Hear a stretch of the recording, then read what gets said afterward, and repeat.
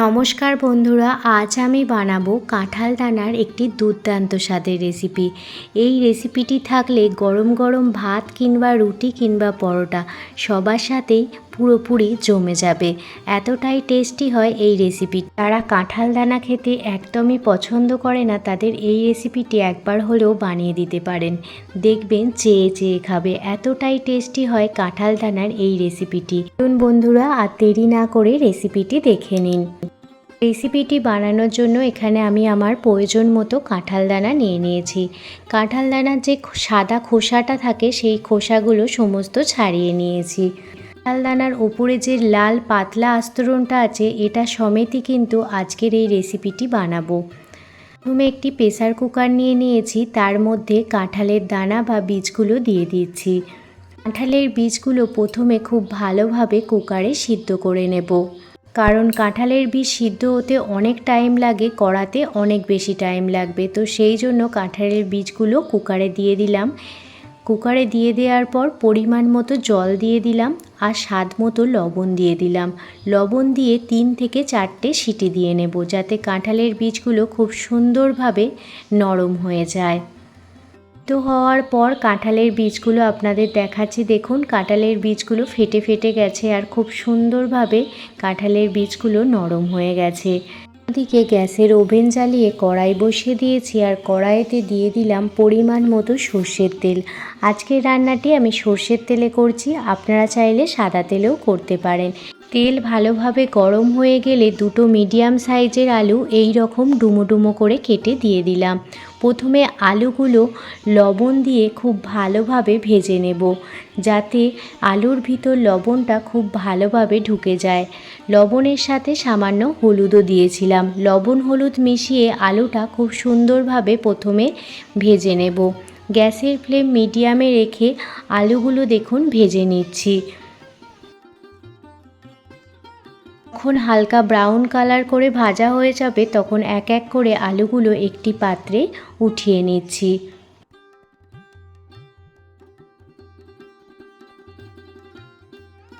আলুগুলো দেখুন একটি পাত্রে উঠিয়ে নিয়েছি। আলুগুলো উঠিয়ে নেওয়ার পরই অবশিষ্ট তেলের মধ্যে দিয়ে দিচ্ছি গোটা জিরে, দারুচিনি, লবঙ্গ, এলাচ আর গোলমরিচ, আর সাথে দিয়ে দিলাম দুটো শুকনো লঙ্কা।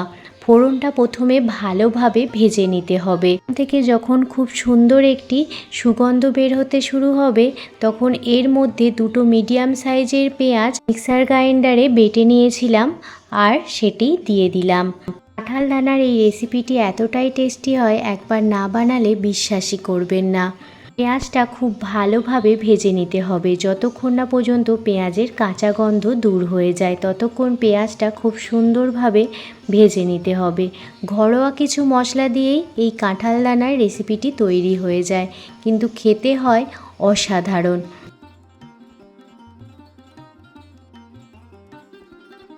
পেঁয়াজটা খুব ভালোভাবে ভাজা হয়ে গেছে। এই পর্যায়ে এর মধ্যে দিয়ে দিলাম আদা, কাঁচা লঙ্কা আর রসুনের পেস্ট। আদা, কাঁচা লঙ্কা আর রসুনের পেস্টটা ভালোভাবে পেঁয়াজের পেস্টের সাথে মিশিয়ে নিচ্ছি, যাতে আদা, কাঁচা লঙ্কার আর রসুনের কাঁচা গন্ধটা দূর হয়ে যায়। গ্যাসের ফ্লেম লো টু মিডিয়ামে রেখে মশলাটি কষিয়ে নেবেন। হাই ফ্লেমে কখনোই মশলা কষাতে যাবেন না, তাহলে কিন্তু মশলাটি পুড়ে যাওয়ার সম্ভাবনা থাকবে। রান্নাটি খেতেও ততটা তখন ভালো লাগবে না। আদা, রসুন, কাঁচা লঙ্কা ভালোভাবে কষানোর পর এর মধ্যে একটি মিডিয়াম সাইজের টমেটোর পেস্ট দিয়ে দিলাম। আমি এখানে সমস্ত মশলা পেস্ট করে নিয়েছি। এই রকম যদি বাটা মশলায় আপনারা রান্নাটি করেন খেতে ভীষণ ভালো লাগবে। সমস্ত মশলা খুব সুন্দরভাবে কষিয়ে নিচ্ছি, যাতে মশলার কোনো কাঁচা গন্ধ না থাকে। মশলা কষাতে কষাতে এর মধ্যে এবার কিছু ড্রাই মশলা দিয়ে দিচ্ছি 1 চামচ পরিমাণ হলুদ গুঁড়ো, কালারের জন্য 1 চামচ পরিমাণ কাশ্মীরি লাল লঙ্কার গুঁড়ো। আপনারা ঝাল লাল লঙ্কার গুঁড়োও দিতে পারেন।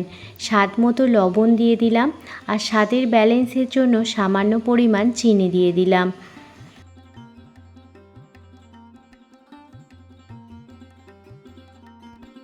আর সমস্ত মশলা খুব ভালোভাবে কষিয়ে নিচ্ছি যাতে মশলার কোনো রকম কাঁচা গন্ধ না থাকে। এখন দেখবেন চারপাশ থেকে তেল ছাড়তে শুরু হয়ে গেছে, তখন বুঝতে পেরে যাবেন মশলাটি খুব সুন্দরভাবে কষানো হয়ে গেছে। চারপাশ থেকে তেল ছাড়তে শুরু হয়ে গেছে। এই পর্যায়ে ভেজে রাখা আলুগুলো দিয়ে দিলাম। আলুগুলোর সাথে মশলাটি খুব ভালোভাবে কষিয়ে নিচ্ছি যাতে আলুর ভিতর মশলাটি খুব ভালোভাবে ঢুকে যায়। 1-2 মিনিট আলু কষিয়ে নেওয়ার পর সিদ্ধ করে রাখা কাঁঠালের বীজগুলো মশলার মধ্যে দিয়ে দেব। দেখতেই পাচ্ছেন কাঁঠালের বীজগুলো কত সুন্দরভাবে সিদ্ধ হয়েছে। এভাবে একবার কাঁঠালের বীজ রান্না করে দেখবেন, খেতে ভীষণই ভালো হয় আর রান্নাটি করতেও অনেক কম সময় লাগে। এবার মশলার মধ্যে কাঁঠালের বীজগুলো দিয়ে দিলাম। এবার সমস্ত মশলা কাঁঠালের বীজের সাথে খুব ভালোভাবে কষিয়ে নেব যাতে সমস্ত মশলা কাঁঠালের বীজের ভেতর ভালোভাবে ঢুকে যায়। এইভাবে একবার কাঁঠালের দানা বা বীজ আপনারা রান্না করে দেখবেন, বাড়ির ছোট থেকে বড় সবাই দেখবেন চেয়ে চেয়ে খাবে। লুচি, রুটি, পরোটা কিংবা গরম গরম ভাতের সাথেও ভীষণ ভালো লাগে। কাঁঠাল বীজ আলু মশলার সাথে খুব ভালোভাবে কষিয়ে নেওয়ার পর পরিমাণ মতো জল দিয়ে দিলাম। আপনারা কীরকম গ্রেভি রাখতে চান সেই পরিমাণ জলটা দিয়ে দেবেন। জল দিয়ে দেওয়ার পর অবশ্যই লবণটা চেক করে নেবেন যে লবণটা ঠিক আছে কিনা। এবার আমি ঢাকনা চাপা দিয়ে 10 মিনিট মতো ঢেকে রেখে দেব যাতে কাঁঠাল বীজ আর আলু খুব সুন্দরভাবে নরম হয়ে যায়। 10 মিনিট পর ফিরে এসেছি আর আপনাদের দেখাচ্ছি, দেখুন আলু খুব সুন্দরভাবে নরম হয়ে গেছে আর কাঁঠাল বীজ যেহেতু সিদ্ধ করে নিয়েছিলাম সেটা তো আগে থেকে নরমই ছিল। কাঁঠাল দানার এই রসা একবার এইভাবে বানিয়ে দেখবেন, মাছ মাংসের স্বাদকেও হার মানাবে। একবার হলেও বাড়িতে ট্রাই করার জন্য আপনাদের কাছে অনুরোধ রইল। নামানোর আগে 1 চামচ পরিমাণ গরম মশলার গুঁড়ো দিয়ে দিলাম। এতে এর টেস্ট আরও দ্বিগুণ পরিমাণ বেড়ে যায়। আর হাতের কাছে ধনিয়া পাতা থাকলে অবশ্যই দেবেন। প্রথমে না দিলেও শেষে আমি অল্প ধনিয়া পাতা দিয়ে দিয়েছিলাম। তখন ক্যামেরাটা অন করা হয়নি, তাই যখন দিচ্ছি সেটা আর দেখানো হয়নি। তো অবশ্যই অল্প পরিমাণ ধনিয়া পাতা দিয়ে দেবেন। দেখতে দেখুন কতটা লোভনীয় হয়েছে, খেতেও ভীষণ ভালো হয়। আপনারা বাড়িতে একবার হলেও এইভাবে কাঁঠাল দানার রসা বানিয়ে দেখতে পারেন। বাড়ির ছোট থেকে বড় সবাই দেখবেন খুব পছন্দ করবে। আজকে আপনাদের কাছে এই কাঁঠাল দানার রেসিপিটি কেমন লাগলো অবশ্যই কমেন্ট করে জানাবেন। যদি ভালো লেগে থাকে প্লিজ একটি লাইক, কমেন্ট, শেয়ার এবং সাবস্ক্রাইব করে আমার পাশে থাকবেন। সবাই ভালো থাকবেন, সুস্থ থাকবেন, সাবধানে থাকবেন। আবারও কোনো দিন অন্য কোনো রেসিপি ভিডিও নিয়ে আপনাদের সামনে হাজির হব। ধন্যবাদ।